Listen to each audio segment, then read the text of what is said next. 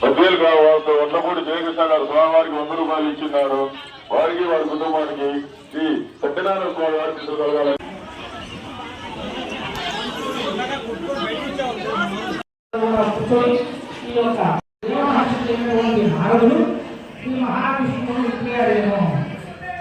భగవానుడు శ్రీ మహావిష్ణువు మహావిష్ణువు చెప్తున్నారని మీకు చెప్పాను. శ్రద్ధగా వినుడు. పూర్వం వృత్తాంతం చెప్పడం విను.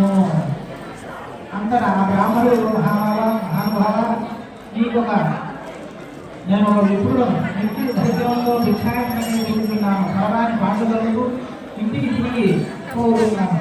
ఆ దరిద్రంలో మార్గం ఏదైనా ఉన్నదో చదువుకుని వాడికి స్వామి అని వేడుకొనసాగాను. అంతటా ఆ యొక్క మహావిష్ణువు అంతటా మొత్తం ప్రాణులను సత్యనారాయణ స్వామి వ్రతం సాక్షాత్తు శ్రీమన్నారాయణుడి అవతారమే కదా.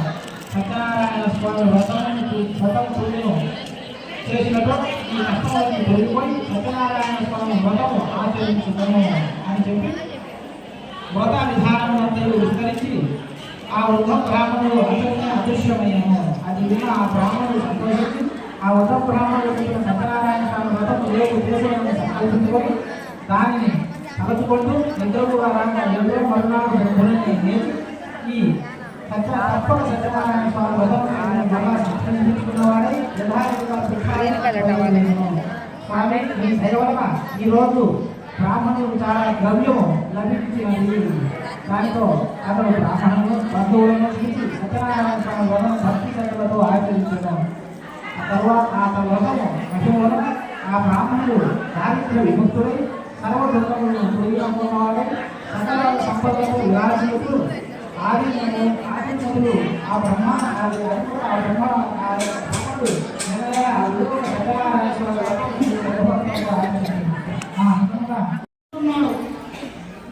రాజు చెప్పిన మాటని స్వామి నాకు సంతానం లేదు, మేము కూడా వ్రతం చేసుకున్నామని ఆ వ్యాపారస్తుడు తన వ్యాపారాన్ని అంతా పూర్తి చేసుకుని తన నగరానికి బయలుదేరి వెళ్ళిపోయాను.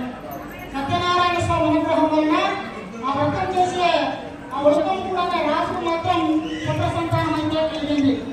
సరే, ఈ వ్యాపారస్తునికి కూడా సంతానం కాదు కాబట్టి ఆయన వ్యాపారాన్ని అంతా పూర్తి చేసుకుని తన ఇంటికి వెళ్ళి తన భార్య అయిన లీలావతిని పిలిచి మనకు ఎప్పుడైతే సంతానం కలుగుతుందో అప్పుడు శ్రీ సత్యనారాయణ స్వామి వ్రతాన్ని చేస్తామని వ్యాపారస్తులైన భార్య అయిన లీలావతి ఇద్దరు కూడా ప్రతిజ్ఞ చేసుకున్న నారాయణ మూర్తికి సత్యనారాయణ స్వామి అనుగ్రహం వలన లీలావతి గర్భవతి అయి భక్తితో శ్రమించి నారాయణ అనుగ్రహం వలన ఒక కుమార్తెను ప్రసవించను.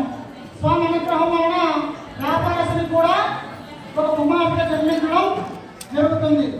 వ్యాపారస్తుల కుమార్తెకు కళావతి అనే నామకరణం కూడా చేశాను. వ్యాపారస్తుల కూతురికి కళావతి పేరు పెట్టడం కూడా జరిగింది. ఆ కళావతి శుక్లపక్ష చంద్రుని వల్లే దినదిన ప్రవర్తమానం అవుతున్నాము. ఆమె శుక్లపక్షంలో చంద్రుడు ఎలా ఉంటాడో ప్రతిరోజు అలా పెరిగింది కళావతి.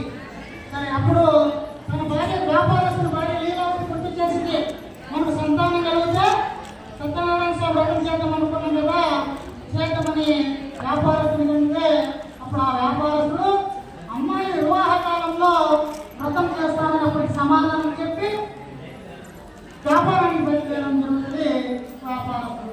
సరే, కొంతకాలానికి కళావతికి యుక్త వయసు కూడా వచ్చి పెళ్లి వయసు కూడా వస్తుంది. ఆ సమయంలో ఆ వ్యాపారస్తుడు ఒక దూతను పిలిచి మంచి గుణవంతుడు, శీలవంతుడు, ధనవంతుడైన ఒక వ్యాపారస్తుల వరుణ్ అంటే కోమట్లో ఒక పిల్లవాడిని తీసుకురానా అని ఒక దూతను పంపిస్తుంది. ఎక్కడికంటే కాంచన నగరము అనే ఊరికి పంపడం జరుగుతుంది. అప్పుడు ఆ దూత వెంటనే కాంచన నగరానికి వెళ్ళి మంచి యోగ్యవంతుడైన ఒక వ్యాపారస్తుల వరుణ్ ఎక్కడికి తీసుకొచ్చి ఆ వ్యాపారస్తుని ఎదుట నిలబెట్టడం జరుగుతుంది. ఆ దూత ఆ వ్యాపారస్తుల వరుణ్ యొక్క గుణగణాలన్నీ పరిశీలించి తన కుమార్తె కళావతికి తగినవాడని నిర్ణయించుకొని తన కుమార్తె కళావతికి ఇచ్చి ఎవరైనా వ్రతం చేస్తున్నది ఆ చూసినను కథలు శ్రద్ధగా విన్నము కూడా శ్రీ సత్యనారాయణ స్వామి అనుగ్రహానికి పాత్రవడం జరుగుతుంది. పంచమోధ్యాయ రమా రమణ గోవింద గోవింద గోవింద